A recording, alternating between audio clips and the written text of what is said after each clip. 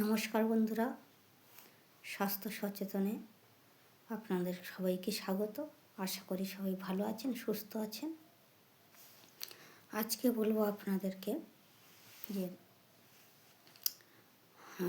কয়েকটি ব্যায়াম করে আপনারা যোগ ব্যায়ামের মাধ্যমে আপনারা কিভাবে সুস্থ থাকবেন।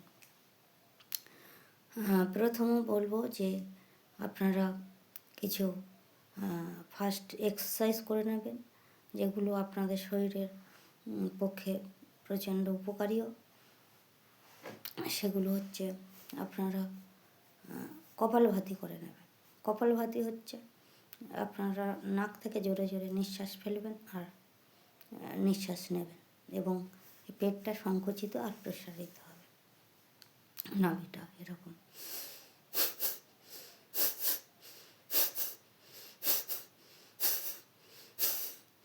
এইভাবে করে নেবেন। তারপরে বলেছিলাম যে ভ্রামরী প্রাণায়াম কী করে করতে হয়, আপনাদেরকে বলেছিলাম যে এই আঙুলগুলো নিয়ে এইভাবে এই বৃদ্ধাঙ্গুলি দুটো কানের মধ্যে, এবং এইভাবে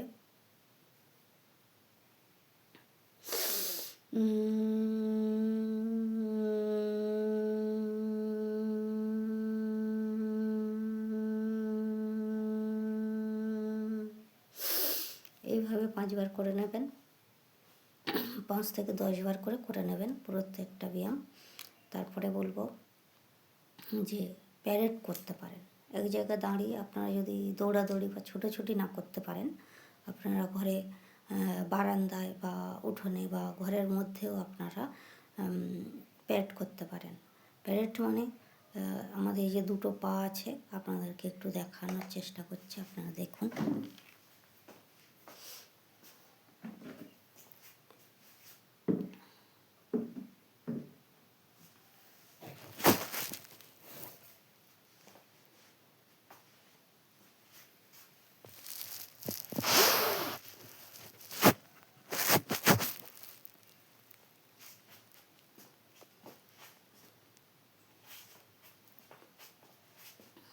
প্রথমে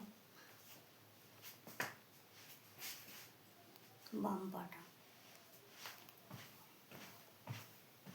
left right left, left right left, left right left, left right left, check up এক দো বিশ্রাম।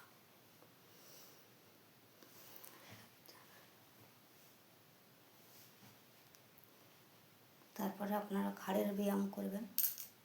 এইভাবে কোমরে হাত দুটো রাখবেন। 1 2 3 4।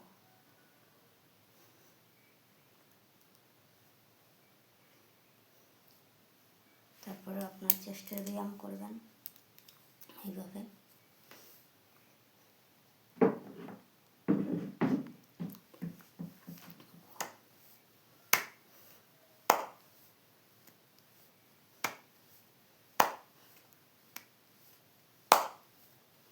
এইভাবে 10-12 বার করে নেবেন।